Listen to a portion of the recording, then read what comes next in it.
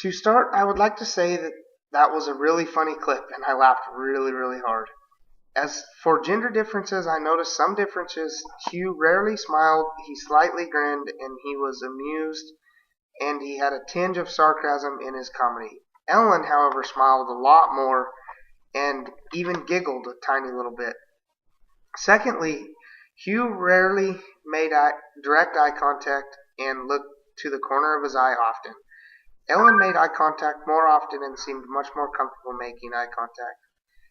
Thirdly, Hugh reclined in his chair and looked more relaxed, laid back. Ellen sat with her legs crossed, ladylike.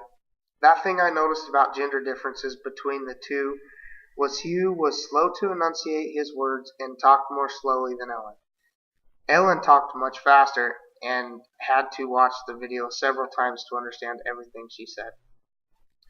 As she made comments kind of under her breath with sarcasm.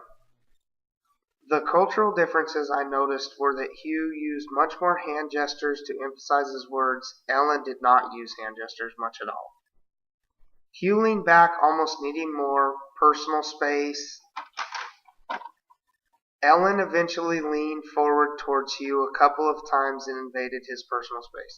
A big cultural difference I noticed in the language itself was that the English words chosen for the games were that reflected actions.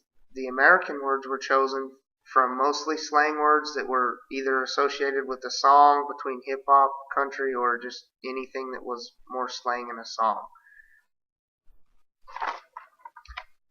Slang can be very offensive, as can body language or nonverbal communications, such as hand gestures, for instance. The Native Americans have a concern with the act of pointing. I spent 8 hours in a cultural sensitivity class prior to working on a construction project on the Fort Apache Indian Reservation. I would have never imagined how offensive pointing could be to someone in our country. It just seems like such a common practice. After reading this chapter and viewing the PowerPoint lesson, I realized that there are many other verbal and nonverbal languages that I should be sensitive